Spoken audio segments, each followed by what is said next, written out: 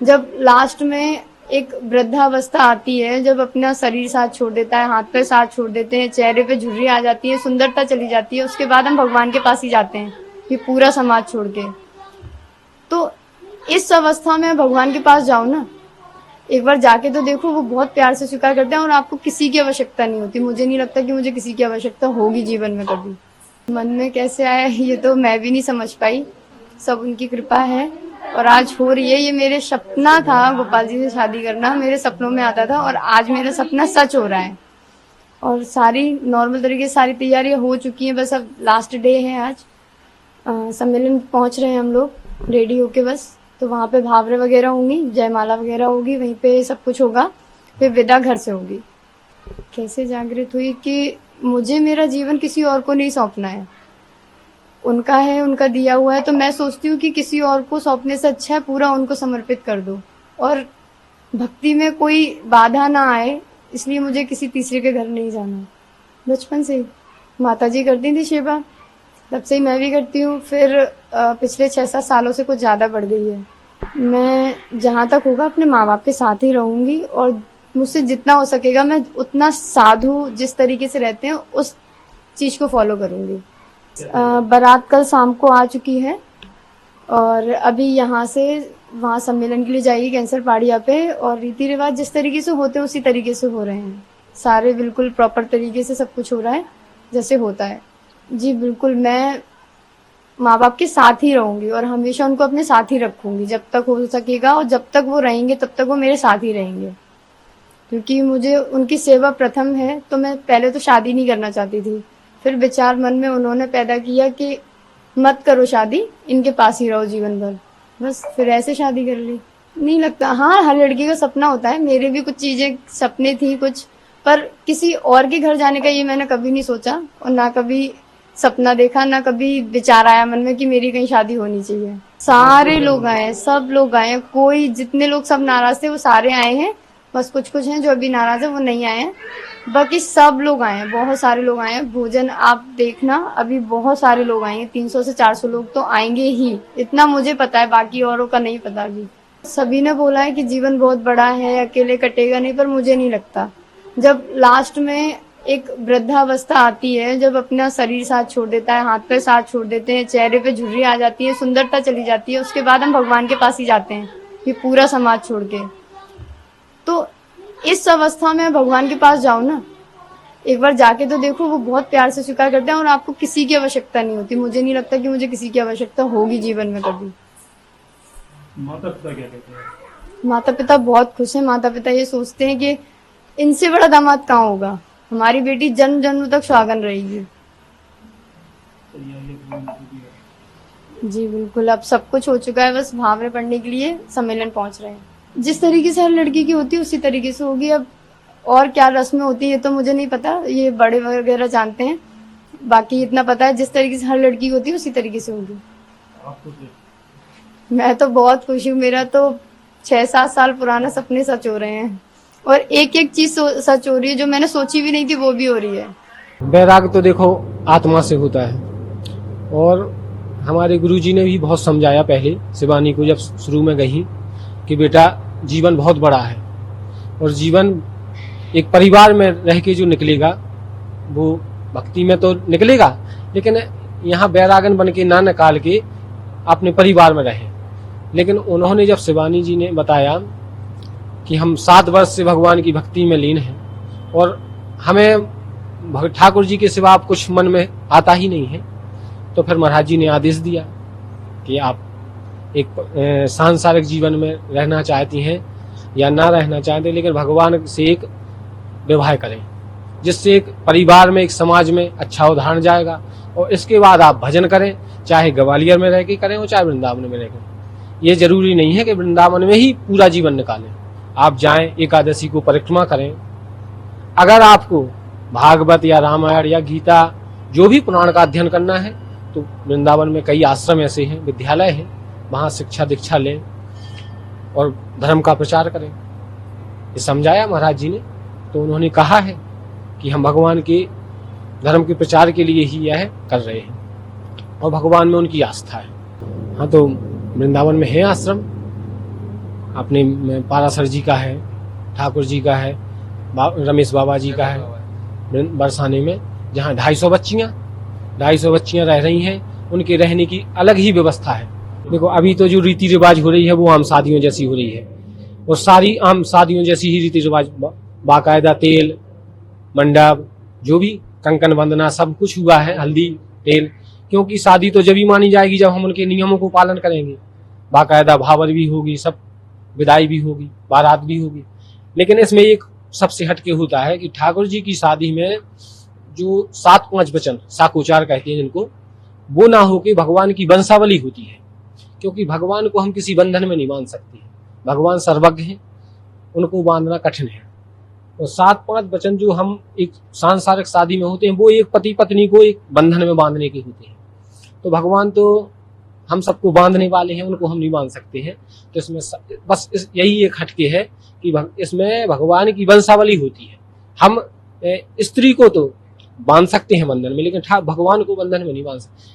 आपने अगर देखा हो कृष्ण लीला में, यशोदा जी जब उखल बंधन भगवान की कर रही थी तो उनको बांधना चाहा उखल बंधन में, तो उन्होंने बांधी, फिर रस्सी छोटी पड़ जाए, फिर रस्सी छोटी पड़ जाए।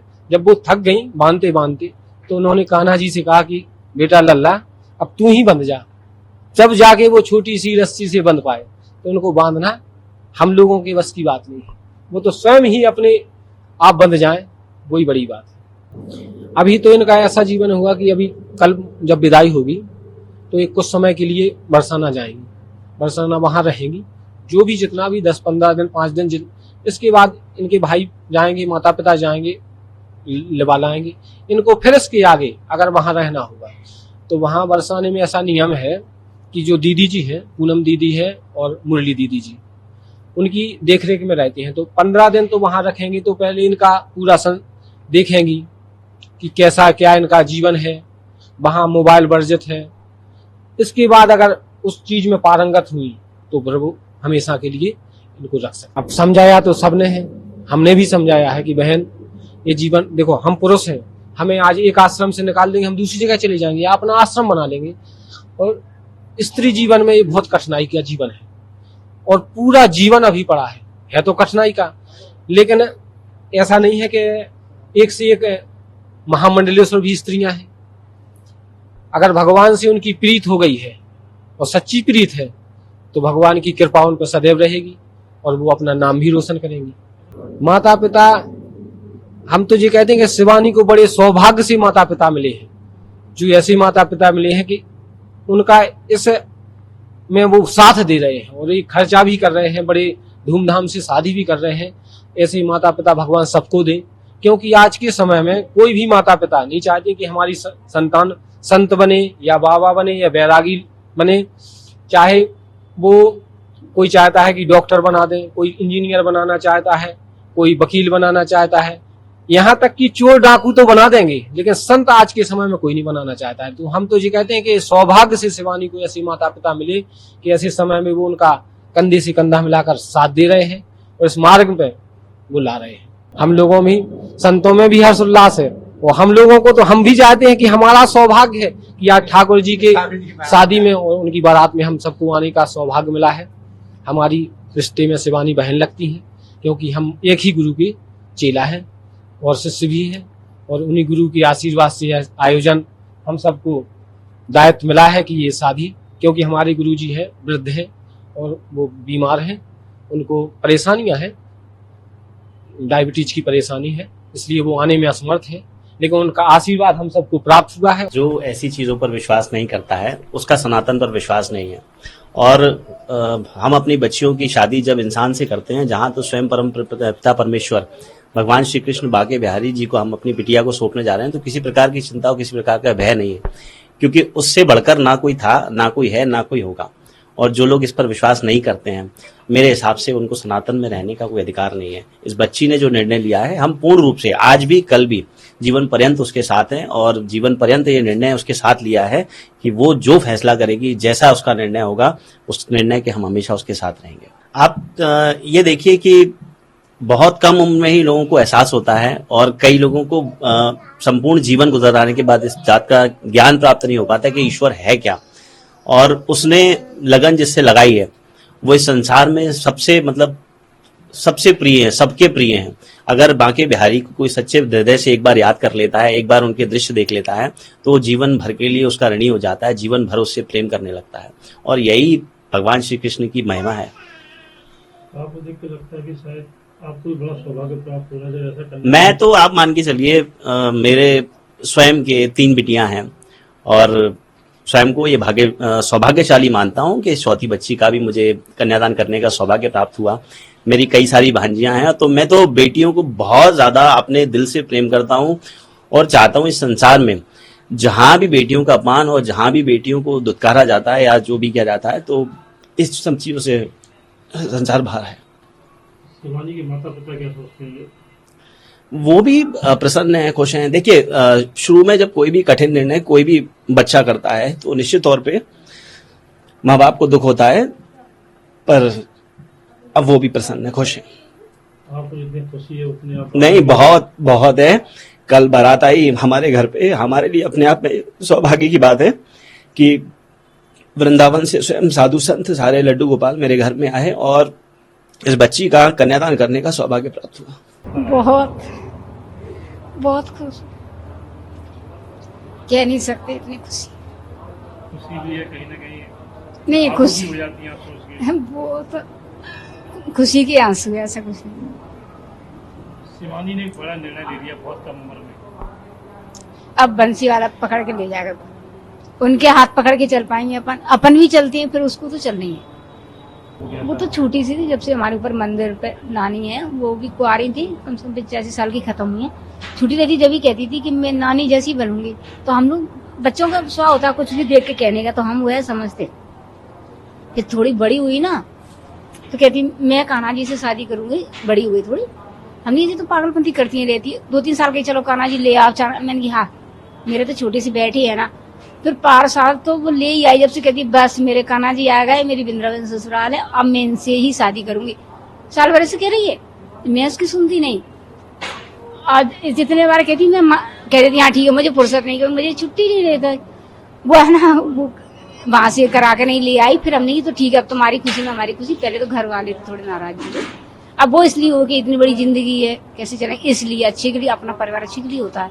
नहीं माने, फिर हमने ठीक है अच्छी बात, हम तो खुश हैं। भगवान के लिए जब हम उनकी सेवा हमेशा से करते हैं, वही उसे सिखाया है, अच्छी बात है। बेटी क्या कहती है जब आप कल विदा करोगे उसको? अब वहाँ भेजने के लिए तो खुश रहेंगे, क्योंकि गोपाल जी के यहाँ अपन हर कोई लास्ट दिन पे या अंतिम समय हर जाना तो वही है इंसान को, तो पहले से जाओ और अच्छा है, जीवन सुधर जाएगा। आपकी बेटी ने डायरेक्ट आपको भगवान से जोड़ दिया है। हाँ, गोपाल जी, वो उनकी कृपा है। अच्छा, समाज के तमाम ऐसे लोग हैं, रिश्तेदार हैं, कोई सब साथियों को थोड़ा अलग नजर से देखते हैं। नहीं, वो यही सोचते हैं कि बच्ची की इतनी बड़ी जिंदगी है, वैसे नहीं सोच रहे, इसलिए कि बच्ची की इतनी बड़ी जिंदगी कैसे निकालेगी। जब उनके सहारे हो गए, वो खुद हाथ पकड़ के ले जाएंगे। जरूरत क्या है कि कोई कैसा सोचेगा। पूरी तैयारियां आप हाँ कर रही हैं। बिल्कुल बिल्कुल, कैसा लग रहा है आपको आज? जब बहुत पूरी अच्छा तैयारी है, बेटी तैयार, बहुत आनंदित हूँ कि प्रभु की बहुत बड़ी कृपा है, हम कुछ भी नहीं कर सकते। हाँ, वो उनके पुण्य इकट्ठे हो गए तो उन्हें भी उतना सौभाग्य मिल गया।